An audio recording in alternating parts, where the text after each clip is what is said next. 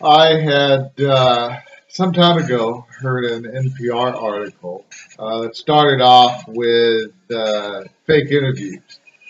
It was intended as a lighthearted way of leading into a deeper subject. To NPR's credit, the journalist did indicate that it was a piece of satire from The Onion. It seemed to me that it didn't really fit within the subject of the article.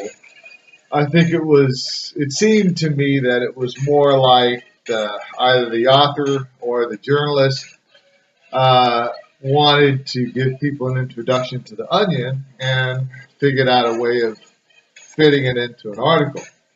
Well, it kind of worked. I went to the Onion,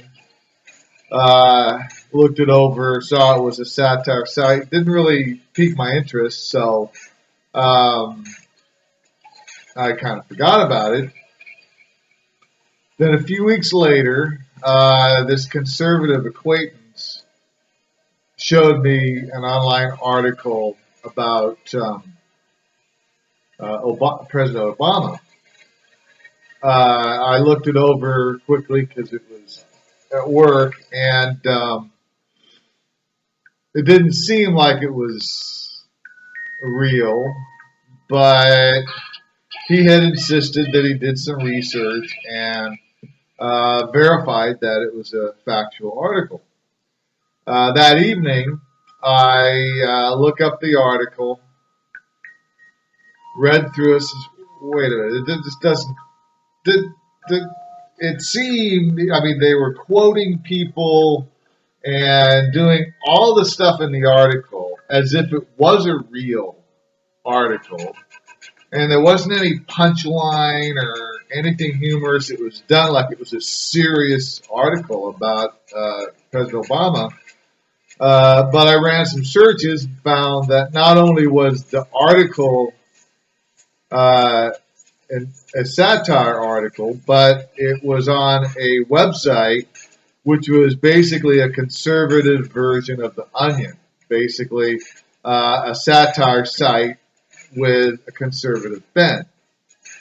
Interestingly, on that site, they allowed comments for the articles, and you look through the comments, and almost universally, the comments were by people who were thinking that the article was real, like they weren't realizing they were on a satire site. Then I started looking at the content of the site, and nowhere on the site was it indicating that it was a satire site. And none of the articles I looked at um, indicated that they were satirical articles. Uh, in the footer, there was a comment that basically the statements and comments of the authors are not um, intended to be portrayed as those of the owners of the site or something like that. But it didn't specifically state that the articles and comments were satire. Uh, and so I sent my acquaintance information showing how it was a satire article and a satire site.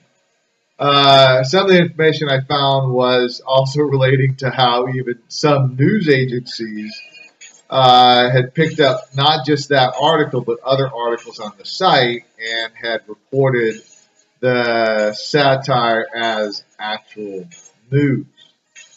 Because it was a satire site with a conservative bent, most of the articles that was portrayed as news was on the Fox News network. Um, so, you know, I felt uncomfortable with that kind of direction that the internet's going. I feel that the internet has a huge good and a lot of information that you want to find out certain things, and if you uh, um, do your research carefully, you can get information a lot easier than you could when I was a kid. But things are getting um, more and more confusing with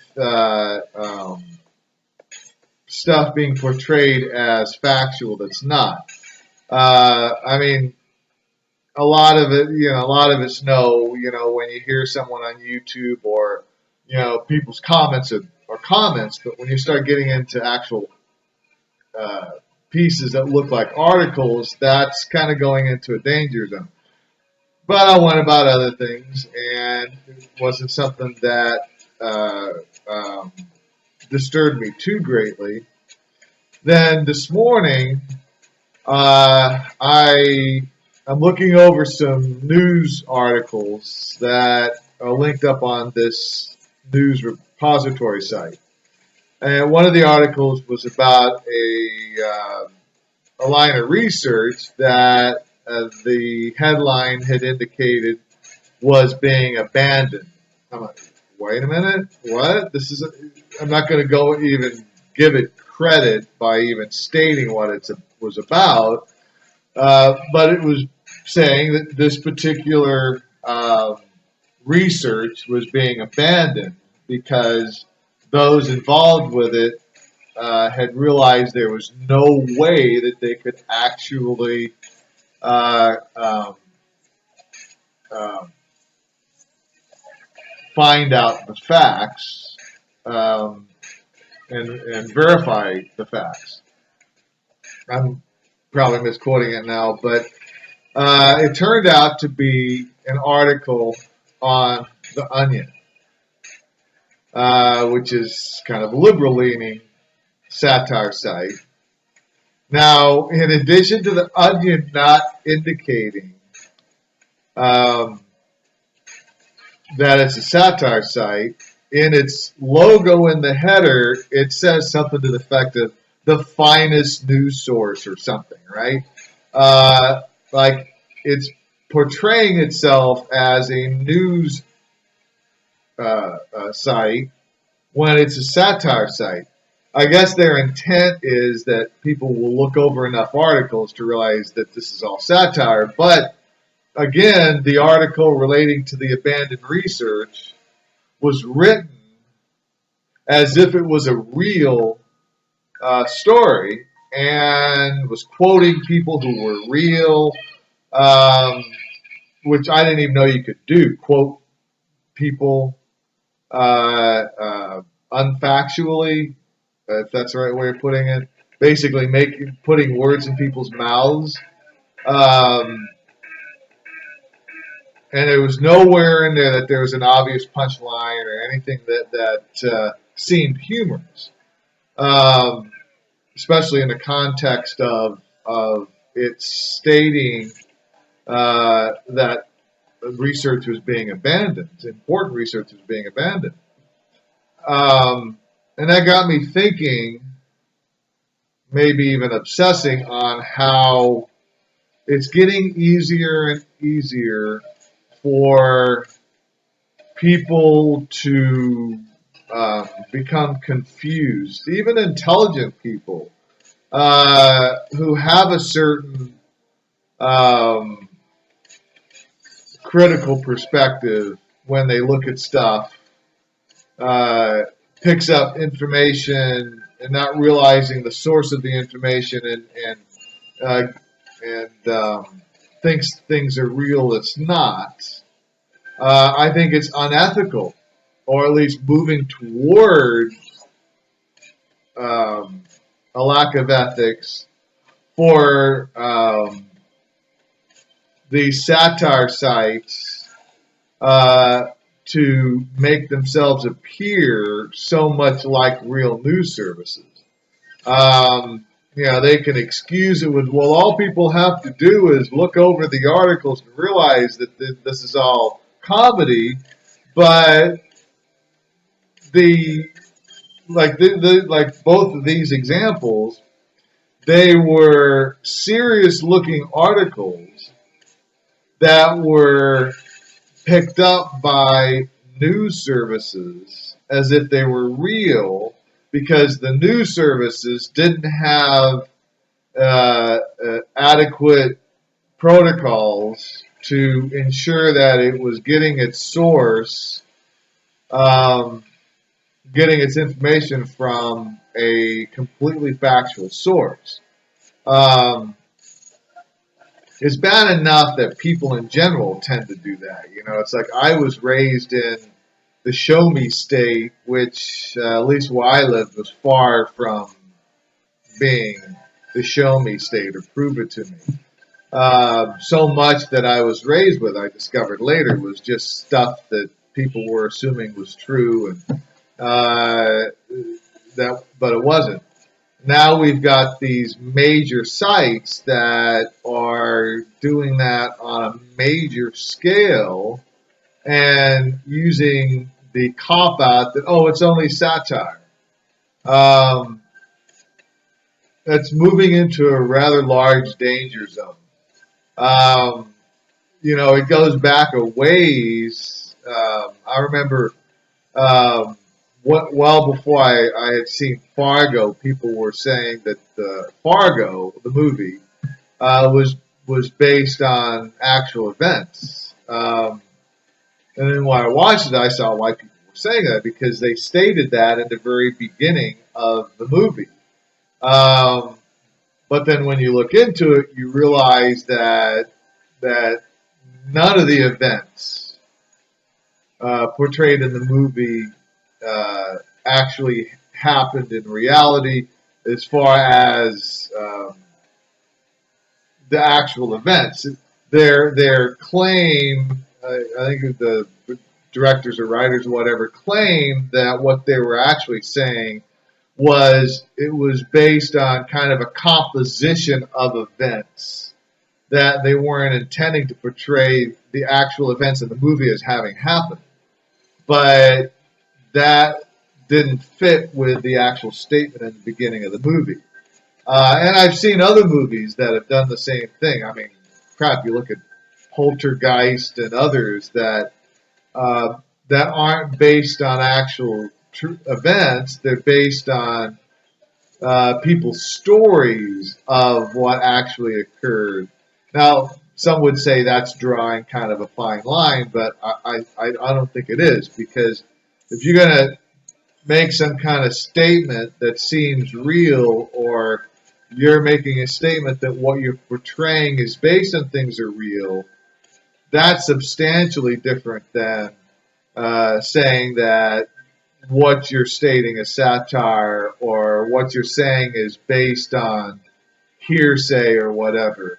I think we are running into a situation again where we're starting to, certain segments of society and the media are leaning toward um, um, mistaking fiction for reality. Um, I just wanted to make a statement about it. I'm not against certain types of satire, and I'm definitely not against fiction. But we have to be clear when we're doing stuff that people don't get confused, because there's a lot of ramifications. The thing about President Obama, people regurgitating that as if it was real, had political ramifications. This article this morning about the abandoned research, uh, you get the wrong people reading that, and they're going to uh, not consider being involved with that research, or discounting what people in that field has to say because they read this article and thought it was real. Um, we we are in a state where so many things are already being misconstrued for political reasons, we need to endeavor to not misrepresent things for fictional reasons. I hope that makes sense. Please leave some comments. I think this is something that people need to discuss, because I think one of the things that we all need to do is to become a little bit more critical or skeptical about what we read, and not take it, oh, this is posted on what I think is a reputable site, so I'll take it as fact. You know, with the ways information is being disseminated, it's, on the one hand, it's too easy to make the kind of misstatements and fallacies that people will take as fact. But on the other hand, it is actually much easier now to go online and determine if something is factually based or not. You know, a lot of us don't go to that level because, you know, we all have things going on, and we don't want to take time out of this to determine if this. So we wind up, you know, just regurgitating, requoting stuff that sounds right, but I think things are getting too complicated to where we have to lessen the tendency to just requote stuff. Or if we do, I think we need to start kind of like making this qualification. I heard that, you know, or I read that. Qualify it that I may believe something, but I don't know that it's true. Instead of making statements of facts about things that we don't really know is fact. I think for various reasons, we are now in a state of development where that is becoming more and more important. You know, you can use this as an example. The United States, how polarized people are in different regions. Some of the reasons for the polarization are actual fictions, stuff that has been spread word of mouth and spread in casual writings, that people start believing, and then they start opposing the opposite side of what they take on as beliefs. When if they had just looked a little deeper and determined that, well, no, this is someone's ideas, or this is satire even, then I suspect there would be less polarization, and we would find more commonality based on the real.